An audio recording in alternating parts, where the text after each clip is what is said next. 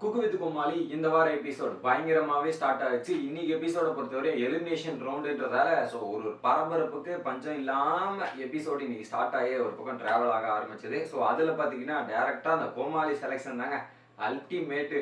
So அதில் பார்த்தீங்கன்னா profession, so அந்த மாதிரி இன்ஜினியர் ஆட்டோக்காரன்ற மாதிரி ப்ரொஃபஷன், அந்த ப்ரொஃபஷனும் மட்டும் இல்லாமல் ஸோ அதே மாதிரி கேட்டகரியில் படத்தில் நடிச்சிருப்பாங்கல்ல, ஸோ ஆட்டோக்காரனா ரஜினிகாந்த் அந்த மாதிரி அந்த கேட்டகரியில் கோமாளி எல்லாரும் வருவாங்க. ஸோ அந்த செலெக்ஷனில் வந்து செமையாக பேரிங் நடந்தது. சிவாங்கிக்கு வந்து மோனிஷா, மைம் கோபிக்கு வந்து குரேஷி, புகழ் வந்து யாருக்கு ஆண்டிக்கு, அப்புறம் சுஷ்டிக்கு வந்து சுனிதா, ஷெரினுக்கு வந்து தங்கதுரை, லாஸ்டா அவ்வளோதான். இந்த 6 பேரிங் தான் நடந்தது ஒரு பக்கம். ஜிபி முத்துக்கு உடல்நிலை சரியில்லாத காரணத்தால் அவர் எபிசோடுக்கு வரல இவங்க. அதில் பார்த்தீங்கன்னா அவங்களுக்கு மெயின் அட்வான்டேஜ் டாஸ்க் என்னன்னு பார்த்தீங்கன்னா ice cola challenge. So ice கட்டியை தேய்ச்சி அந்த ஐஸை எடுத்து ஸோ கோலா சேலஞ்ச் பண்ணணும். ஸோ யார் அதிகமான ஐஸ் பண்ணுறாங்களோ அவங்க தான் செகண்ட் அட்வான்டேஜ் டாஸ்க்கு போகிறாங்க அப்படின்றது. ஸோ இதில் பார்த்தீங்கன்னா ரொம்பவே கஷ்டப்பட்டது யாருன்னு பார்த்தீங்கன்னா சிவாங்கி அண்ட் மோனிஷா தான். 2 பேருக்கும் அந்த ஐஸை தேய்க்கிறதே ஒரு பக்கம் கஷ்டமாக இருந்தது.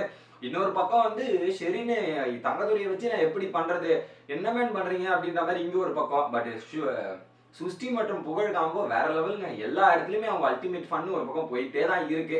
ஸோ அந்த வகையில் பார்த்தீங்கன்னா இந்த மெயின் அட்வான்டேஜ் ஃபர்ஸ்ட் அட்வான்டேஜ் டாஸ்கில் பார்த்தீங்கன்னா 32 கோலா ஐஸ் கோலா வந்து புகழ் டீமும், 25 கோலா வந்து விசித்ரா மற்றும் ரவீனா. ஸோ அதில் வந்து ரவீனாவை பாராட்டியே ஆகணும். ஸோ இந்த இதில் வந்து நான் பண்ணியே தீர்வேன் அப்படின்ற மாதிரி தீவிரமாக அந்த ஐஸை தேய்ச்சி 25 கோலா பண்ணியிருக்காங்க. ஏன்னா ஸோ 2 ஜென்ஸ் பண்ணும்போது அந்த குவாலிட்டி அந்த ஸ்பீடு கொஞ்சம் அதிகமாக இருக்கும். பட் 2 விசித்ரா மற்றும் ரவீனாவோட பேர் பண்ணி 2வது இடத்துல 25 கோலா வர்றது பெரிய விஷயம். அதை சூப்பராக பண்ணியிருந்தாங்க.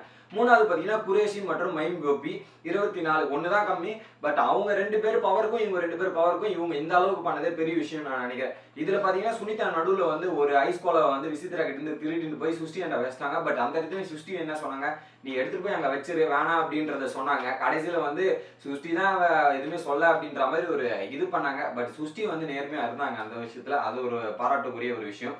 அந்த அட்வான்டேஜ்லேருந்து 3 டீம் செகண்ட் ரவுண்டுக்கு போதா. ஸோ செகண்ட் ரவுண்ட் என்னன்னு பார்த்தீங்கன்னா அங்கே பல விதமான ஜூஸ் இருக்கும். அந்த ஜூஸை சாப்பிட்டு இந்த ஜூஸ் பேரை கரெக்டாக சொல்லணும். அதுவும் கண்ணை மூடிடுவாங்க, அந்த ஜூஸை கரெக்டாக சொல்லணும். பட் இதில் ஒரு ட்விஸ்ட் என்னன்னா, இப்போ 3 குக் இருக்காங்களா, விசித்ரா மைம் கோபி மற்றும் ஆண்டி. இதில் வந்து விசித்ரா வந்து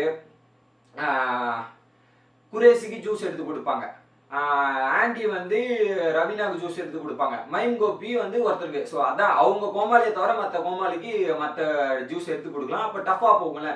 ஃபர்ஸ்ட் வந்து ரவீனாக்கு எடுத்த ஜூஸை கண்டுபிடிச்சிட்டாங்க, புகழ் கொடுத்த ஜூஸை வந்து தப்பா சொல்லிட்டாரு, லாஸ்ட்டாக குரேஷிக்கு கொடுத்த ஜூஸும் தப்பா சொல்லிட்டாங்க. ஸோ அந்த வகையில் பார்த்தீங்கன்னா ரவீனா இந்த அட்வான்டேஜ் டாஸ்க் ஒரு பக்கம் வின் பண்ணிட்டாங்க. பட் குரேஷி ஜெயிக்காததால மற்ற எல்லாருமே சந்தோஷமா இருந்தாங்க. குரேஷி ஜெயிக்க கூடாது அப்படின்றத எபிசோட் ஸ்டார்டிங்ல இருந்து சுஷ்டியா இருக்கட்டும், ஷெரீனு, அப்புறம் நம்ம யாரு சிவாங்கி, இவங்க எல்லாம் முடிவு பண்ணது குரேஷி ஜெயிக்கவே கூடாது அப்படின்னு நினைச்சிட்டு இருந்தாங்க. அதுக்கேற்ற மாதிரி குரேஷி ஜெயிக்கல.